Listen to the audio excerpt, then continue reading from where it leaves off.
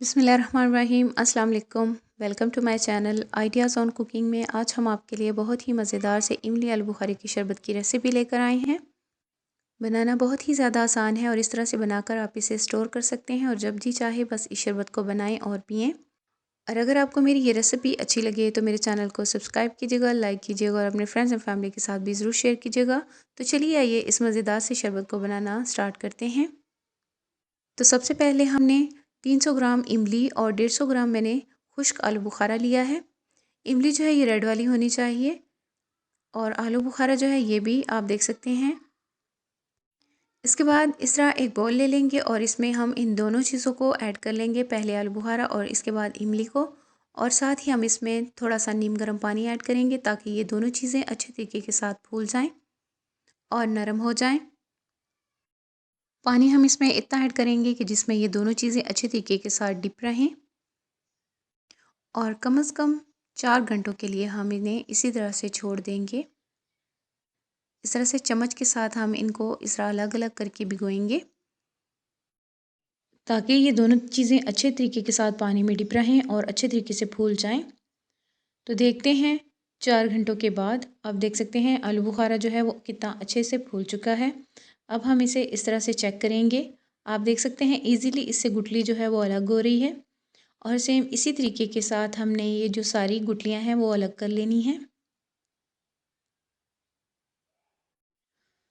तो आप देख सकते हैं गूदा जो है इसे हमने अलग कर लिया है और गुठलियाँ जो हैं ये भी हमने अलग करके रख ली हैं। आप देख सकते हैं कितनी इजीली ये निकल गई हैं। और इसके बाद अब हम इस गूदे को अच्छे से ब्लेंडर में ऐड करके ब्लेंड करेंगे और इसके बाद इस तरह से हम छन्नी के साथ इसको अच्छे से छान लेंगे। थोड़ा थोड़ा हम इसमें पानी ऐड करेंगे ताकि इजीली इसे हम छान सकें। तो देखिए इसी तरीके के साथ हमने ये जो गूदा है इसे अच्छे से छान लिया है और इसके बाद अब हम इसे एक पैन में ऐड करेंगे। इसके बाद ये जो थोड़ा बहुत इसमें पल्प लगा हुआ है तो इसमें पानी ऐड करके इसे भी ऐड कर लेंगे। कोई भी चीज़ जो है इसे ज़ाया नहीं होने देंगे और इसी तरह से अब हम इसे पकाएंगे। आप देख सकते हैं आँच जो है उसे हमने पहले फुल रखा है और फिर इसके बाद हम इसे हल्का करेंगे। जब इस तरह से इसमें उबाल आने लगे तो हम आँच को हल्का करेंगे और हल्की आँच पर ही इसे थिक होने तक पकाएंगे। दरमियान में चम्मच जो है इसे हम चलाते रहेंगे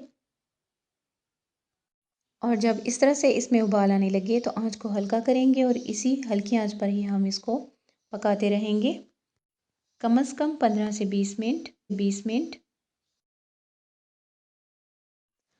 तो 15 से 20 मिनट पकाने के बाद आप इसकी थिकनेस जो है वो चेक कर सकते हैं। अब हम इसमें चीनी ऐड करेंगे।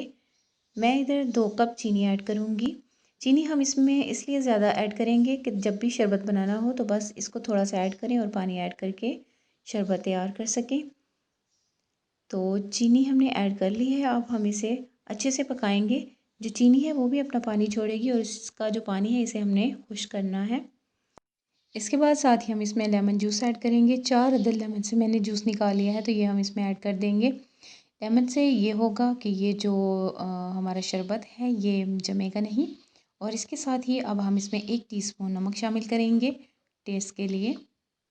आप इसमें पिंक सॉल्ट भी ऐड कर सकते हैं टेस्ट के लिए। तो आप देख सकते हैं इसकी थिकनेस। इन चीज़ों को ऐड करने के बाद तकरीबन हमने 5 मिनट के लिए इसको हल्की आंच पर पकाया है। तो मैं आपको इसकी थिकनेस भी चेक करवा देती हूँ। ये देखिए इस तरह से इसकी थिकनेस जो है ये होनी चाहिए। तो अब हम चूल्हे को बंद करेंगे और इसे हम एक बोतल में ऐड कर लेंगे ठंडा करने के बाद।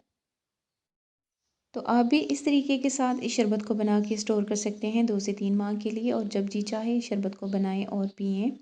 इसके बाद एक गिलास में आइस क्यूब ऐड करेंगे और साथ ही हम 2 से 3 चम्मच इस शरबत के ऐड करेंगे और पानी ऐड करेंगे। तो तैयार है हमारा ज़बरदस्त सा आज का इमली आलू बुखारे का शरबत।